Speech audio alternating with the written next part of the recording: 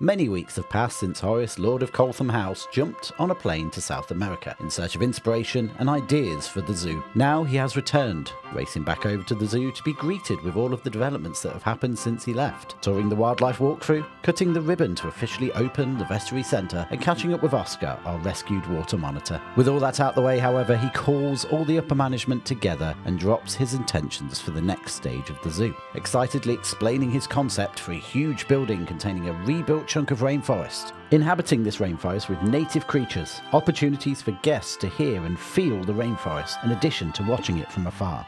In typical Horace Coltham fashion, however, no discussions around funding or practicality are involved. That's kind of what he has business partners for. As ever, the voice of reason, headkeeper Luke, steps in to suggest taking some time to plan the building out. With a laugh, Horace agrees, informing him that's great, but he already does have some animals on the way. In today's episode, we are going to set up a small reptile house to home some of these hastily acquired animals, ahead of developing a huge South American experience building further down the line. Before we hop on into today's build that I thought would take half the amount of time it did, if you love low-budget, realistic zoo experiences, hit the like button. If instead you can't wait to see the ultra theme park experience South American building, hit the like button. Or failing that, pop a snake emoji down in the comments section for the sake of engagement. With that done, let's hop on into today's build. Now before we start building today, I got a few comments last episode about how it was kind of hard to understand the layout of the zoo as it currently is. And I agree, we haven't really done much top-down viewing. So I thought I'd start today off just having a quick walk through what happened last time. So as you can see here, we've got our sort of side habitat for our swans. Not really a habitat, more a open pond that swans have landed in. And while we do that, I thought I'd just give you a general idea of the layout so far, but also what we're going to be doing with it in the future. Now I mentioned in episode 1 of Wildlands that the idea was we were going to build this zoo and not be afraid to go back and reinvent other areas.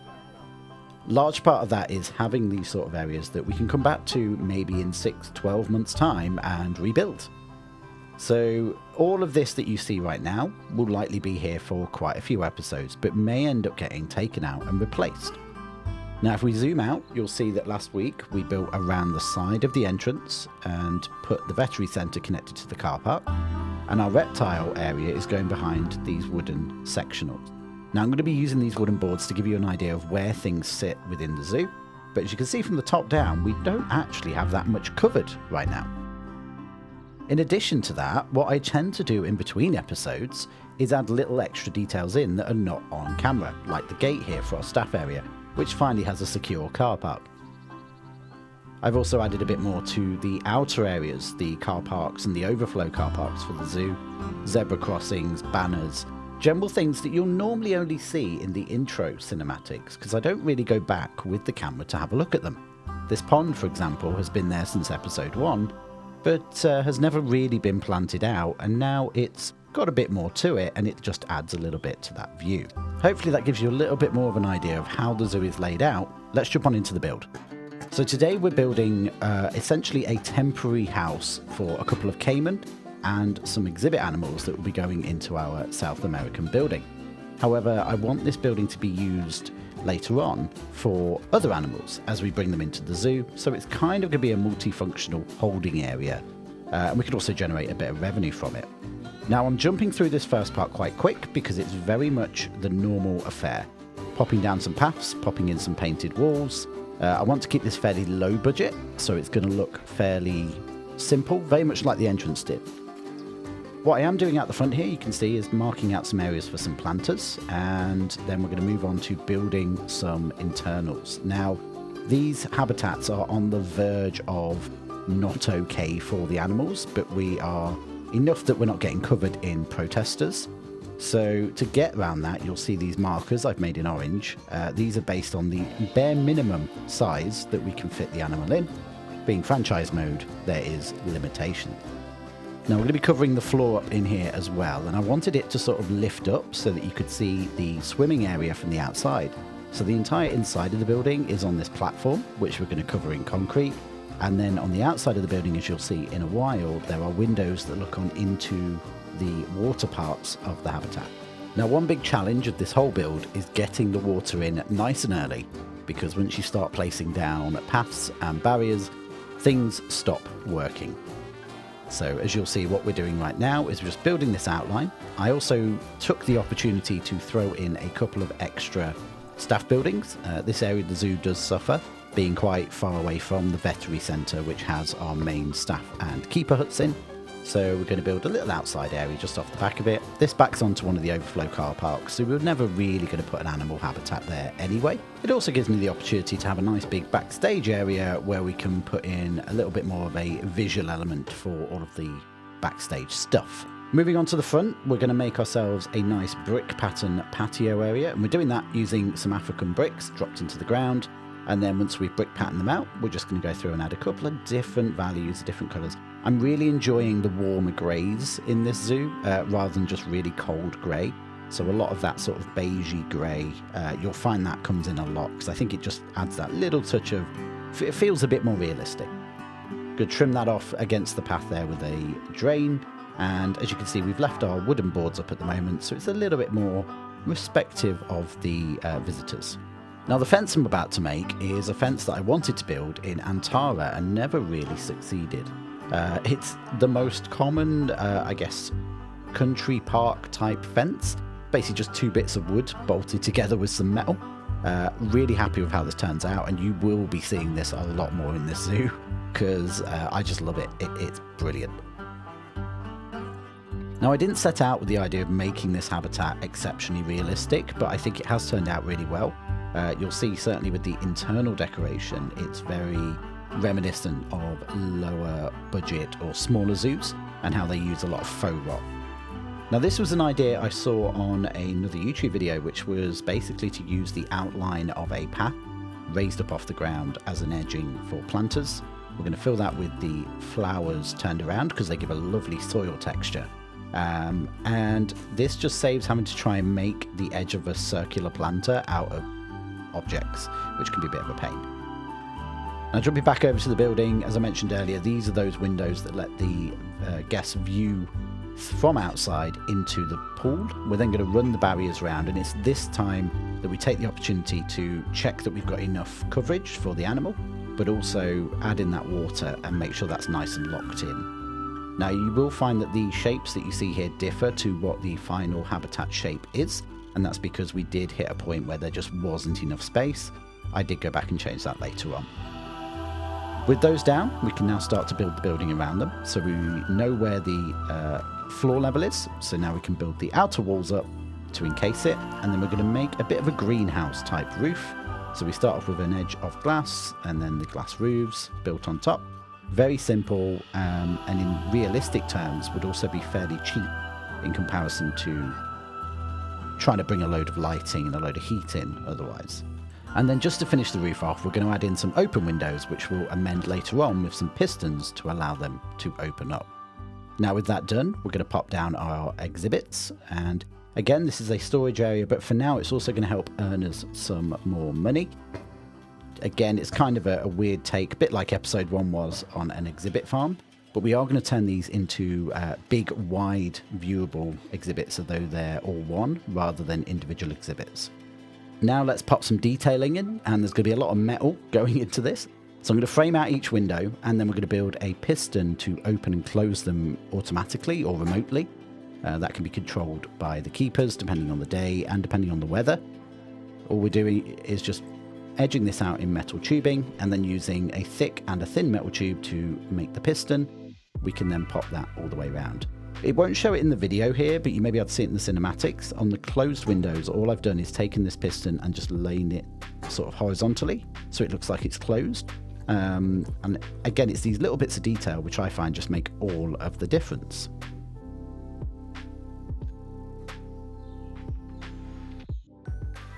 Now we're going to copy and paste that mechanism across all 3-4 sets of windows, and then we're going to move inside. Now I didn't just want to do pillars, so what I wanted to do was do a set of metal framework that's going to hold up the roof, provide support, and from that we can also bring our speakers and our lights and our heaters, and it just provides a little bit of a framework of interest to have a look at, and it stops it just being a glass roof. So as you can see here with that all in, it's very simple, but it just adds a bit of visual distraction. And also as the light comes through, you get that lovely reflection on the ground. And then from above, you can also see it adds a nice bit of detailing. Now moving on to the actual habitats themselves, we're going to use the good old aquatic trees to make a faux rock wall. Now a big thought process with this entire building is I want it to be a lot more realistic than a theme park habitat. And we're going to get around that by using clearly fake or faux colours. So you'll notice there the colour we're going for here is not the sort of desaturated mud. It's very much got a bit more colour to it, and we're also going to use a lot more faux rock in this because they have that naturally unnatural sort of texture to them, and we want it to look like it's been made out of styrofoam and plastic. It's also with that in mind that you are then going to be seeing a lot more of these faux rocks used in flatter areas, just to hide some of the texture we've just added, as well as using the faux rocks around the edge of the habitat to give that fake look to the whole enclosure. We're going to pop those in and spend a bit of time just randomizing them up and adding a bit of decoration to them.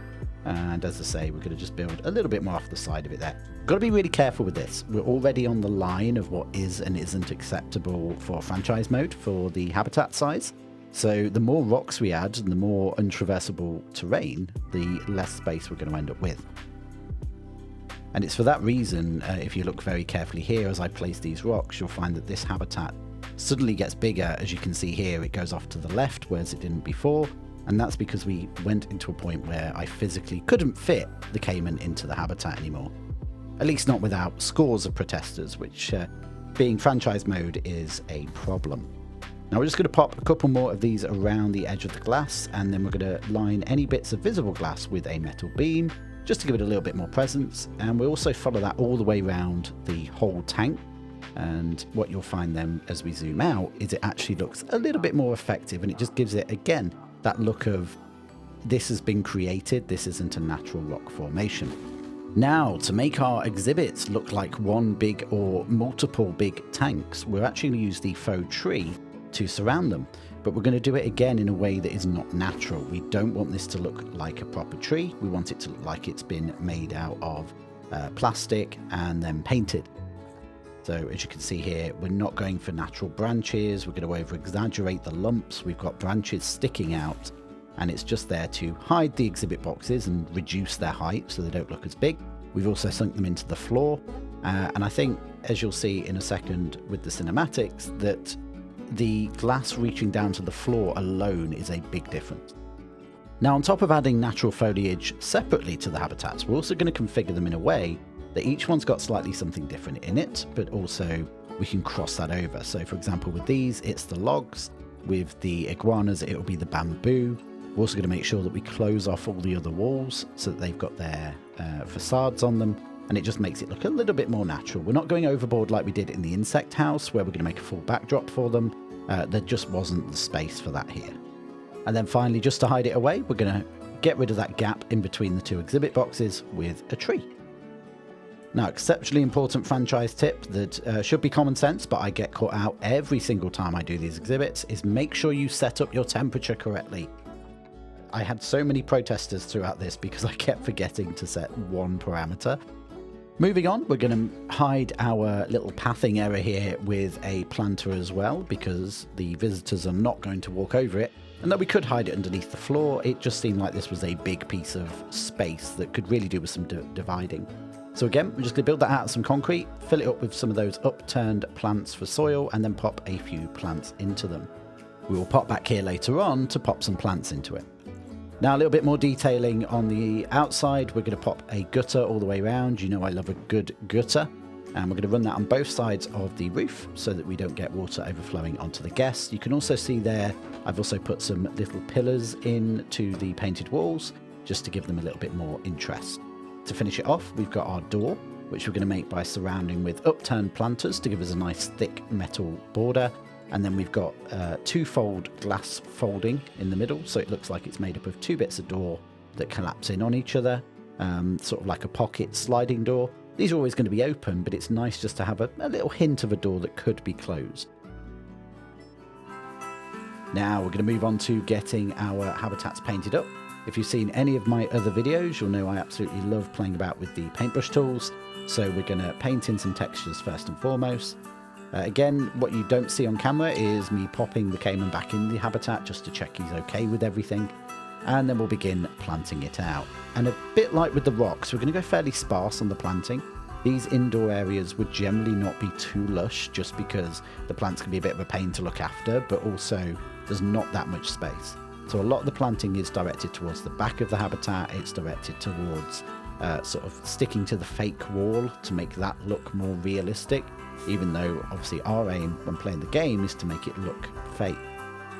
Luckily enough, neither the Spectacle or the Dwarf Caiman require too much planting, so we're not going to hit too much of an issue. I did like the look of these tropical leaf litter on the floor though, because I think it just adds a bit of texture where we don't have any of the plants. I'm going to pop a couple of enrichment items in there. Again, because we've got this much viewability, I'm not too worried about trying to get the animal in a particular position, but we do want the habitat to look good from every angle, because you can now see it from every angle.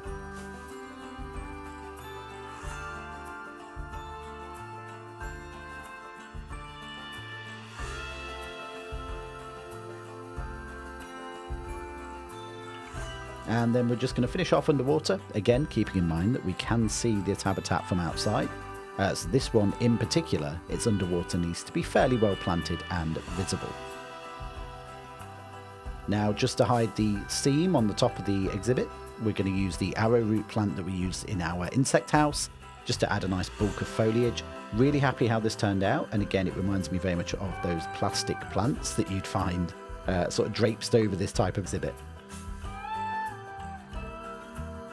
I did have this little gap at the side, which we're just going to make into a tiny planting area. Again, nothing too major. Most of these may end up being plastic plant, just for ease of maintenance, given that it is only a small reptile house.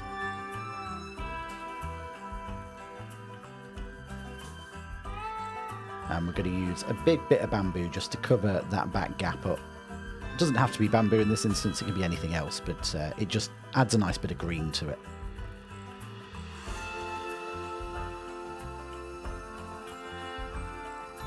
And then here we are, just to pop a couple of plants into the middle bit. This does a nice job of just redirecting the flow of the room. It stops people milling about in the centre of the room, and it also blocks your view of each exhibit, so it feels a little bit bigger as you walk around. Now to finish off, I had this idea of putting in a basking lamp for our Spectacle Caiman. So I'm going to make this netting, which we're going to turn into a wire mesh, and then we're going to use the arrowroot plants again on top of it to add in some foliage and some greenery, and then what you'll see is a lamp that comes down through the mesh, again hung from the ceiling detailing to form a little basking area underneath for the crocodile to sit under.